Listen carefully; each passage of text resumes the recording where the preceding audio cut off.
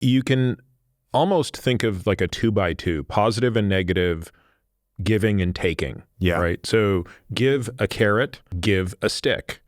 Take away a carrot, take away a stick. What does the science tell us about that four square? You're right. There are negative rewards and there are positive rewards. But negative rewards and positive rewards act very differently. And to be most powerful, often we have to put them in combination with each other. You would think that the threat of something unpleasant happening would be the most powerful negative reward. Peter, if you don't run today, I'm going to hit you with a cane, right?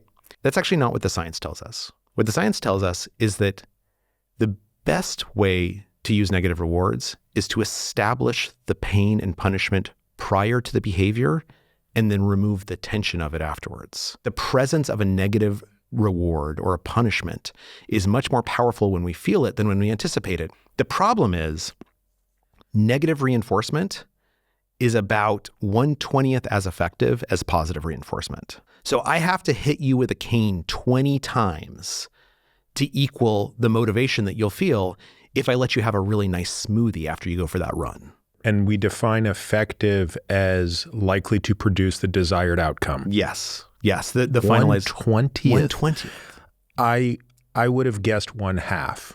Well, and I'm not saying that you're wrong. I'm just saying that's a staggering difference. It's a staggering difference. And it sometimes gets complicated by scale, right? Because you might really hate getting hit by a cane a lot more than you enjoy drinking a smoothie.